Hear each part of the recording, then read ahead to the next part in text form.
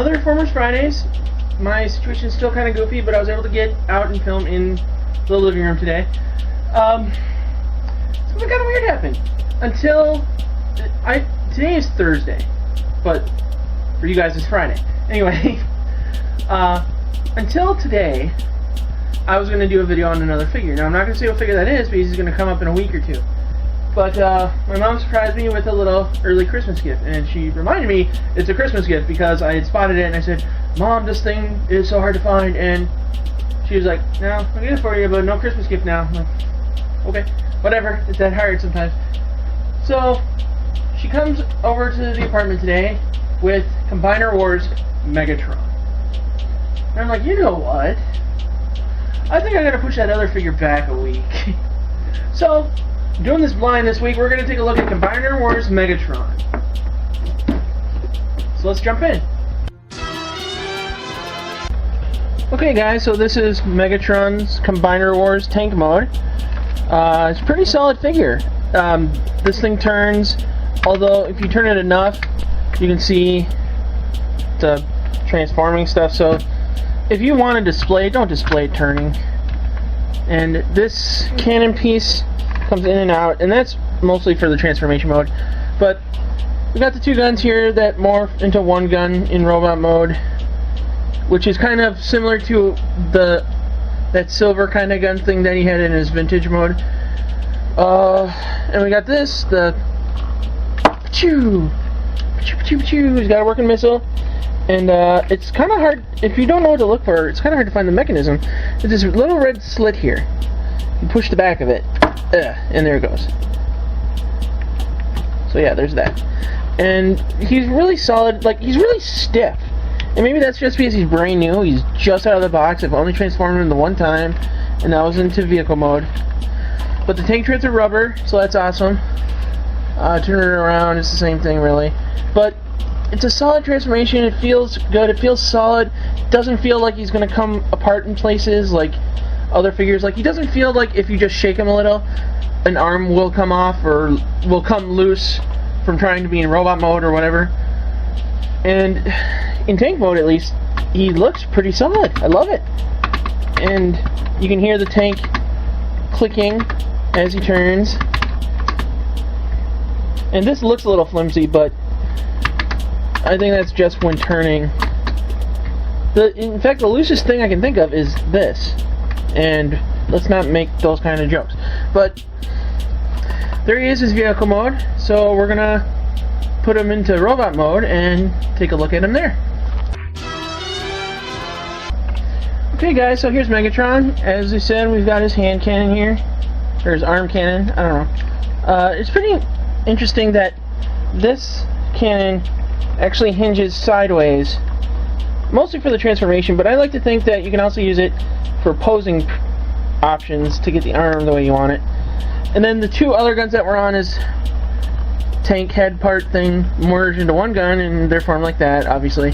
And you can see that the button is still exposed, barely, and there we go. Missile still works.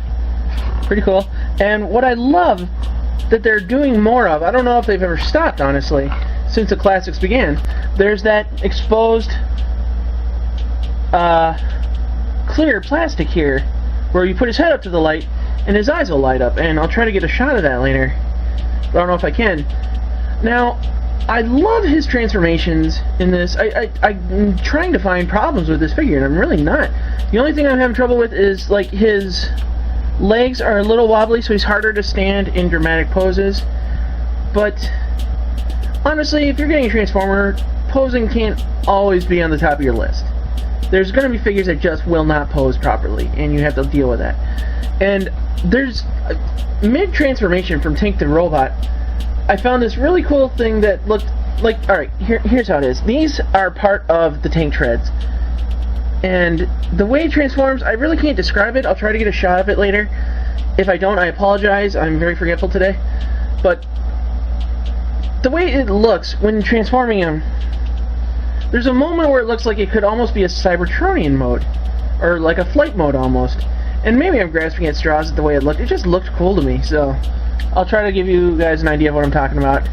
Now, I guess the only problem I do have is the arm joints, because it looks kind of gangly in the arm joint area.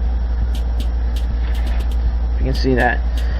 And if I don't focus on it too hard, it's not a big deal, and I can live with it.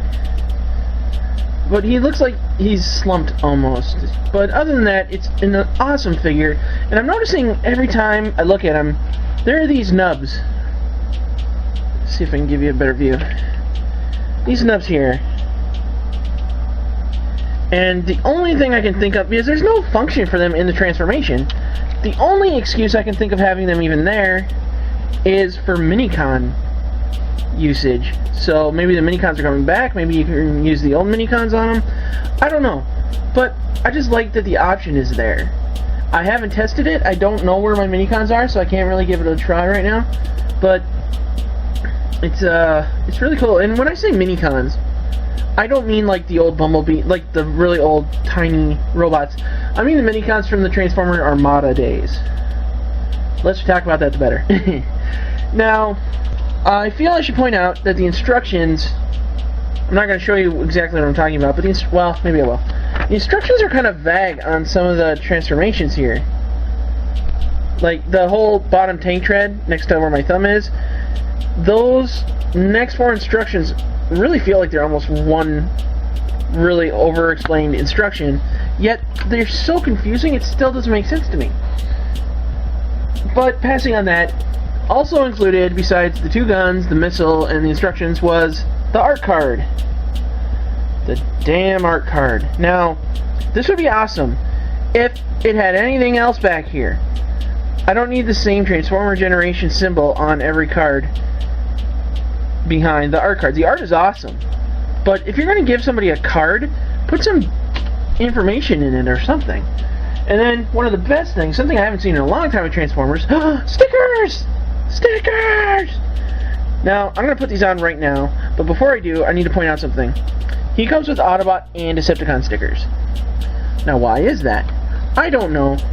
I think it's a theme for the Transformer Combiner Wars as a whole, because part of the idea with the Combiner Wars figures line was that you can mix and match pieces. Now, half of those pieces are Autobot and half of them are Decepticon. So how do you get around that? Well, you can change factions. And in the instructions, it points out you can either use, like for right here, we got 1 or 3. 1 or 3. You can make Megatron a Decepticon if you want. But I wouldn't take advantage of that too often, because you have 1 chance to make him an Autobot and 2 chances to be a Decepticon. The first chance with the symbols already on there, and the second chance that you put an Autobot sticker on there and you say, oh, I don't like that, and then you put the Decepticon on top of it. Now these stickers look clear, so I don't think you could hide either of those symbols once you put them on. But Megatron is a Decepticon. There's no getting around that. There's no way I'm changing that. So let's put the stickers on. Okay guys, stickers are on. Got this one thing here, and then the little squirrel designs. Now, these stickers actually reminded me what these stickers are all about and what the whole design of the robot mode is all about. He is a perfect homage to the original 80s character. Now obviously, the biggest change is he's no longer a gun, he is a tank. Which I find to be just fine, because the whole point is they don't want to sell a toy that transforms into a gun, because that promotes violence, I guess. Even though Nerf hasn't got that message. But so I guess one of the biggest concerns is we can't have Megatron turn into a gun. What can we have him transform into? Well, he's been several things. He's been a truck, he's been a jet, he's been several Cybertronian vehicles, all sorts of different stuff. And the go-to Earth vehicle for me has always been the tank, because I think I was in middle school when Generation 2 started, and I was like, oh, Transformers are back! And now Megatron's a tank. How much more firepower do you need to go from a gun to a tank? And I understand that gun kind of seems more threatening and personal, but a tank is like supreme overkill, which is what Megatron's all about. And what really got to me was like the little bio in the box, which I'm not going to read. It points out that at one point Megatron was a hero. No. The Megatron I know and love, and what the majority of people know and love, has always been the darkest of the dark. Megatron is a villain. He's always been a villain. Maybe he's portrayed himself as a hero on occasion, but no, Megatron's always had his own agenda. And I love it. Now, I only used 3 out of the 7 stickers because I felt no need to use the Autobot or Decepticon logos. Maybe I'll use the Decepticon logos later, only because I don't think you can see it by the camera, but this purple symbol here is very hard to see from my lighting point, and it'd be a lot easier to see if I use one of these. So I might use the Decepticon stickers later. I don't know. Right now I'm not gonna. I'm just gonna enjoy this guy. So that is Megatron. I hope you enjoyed him. Okay guys, that was Combiner Wars Megatron. I'm sorry for the difference in scenery, but my camera decided it didn't want to record audio for that last moment, so I had to do it all over again. Anyway, want to throw a huge shout out to my mother, even though I've thanked her already. I think she deserves another thank you for providing me with such an awesome figure at such an opportune moment. And I also want to throw a special thank you to the guys at the Pop Culture Network for letting me be a part of their huge mass of awesome programming. They've got that new Toy Smell, they've got obviously Farmers Fridays, they've got tons of stuff, reviews, all sorts of stuff. I am so honored and thankful to have my show be among their programming. And I'm not talking about Farmers Fridays, we'll get to that show in a minute. But yeah, anything you want to check out with regards to video gaming, toys, comic books, all that fun stuff, check them out at thepopculturenetwork.com. I'm sorry, just popculturenetwork.com. Dirt and I are on Twitter. You can check Dirt out at PCN_Dirt. And you can check me out at One Geek of Many. What else? You can call the 24-hour voicemail hotline. It's always on and we're always listening. The number is 1-217-953-4025. If you want to talk to other geeks and nerds like ourselves, any kind of topic, there's a huge forum page just devoted to your collections. If you want to show off your goods, take photos and post it on there. It's a lot of fun, and that's easily the longest thread I've ever seen ever. Check them out at jointheforums.com. And if you want to see more of my stuff, you can find me on YouTube at www.youtube.com/thegeekreviews. And if that doesn't work for some reason, just do a search for Geek Reviews. You can find a photo of me looking belligerently at a Tom Servo, which I wish was mine, but was not. He was just at the con. So that's it for today. Until next time, which will probably be a week away. This is the Geek saying good journey.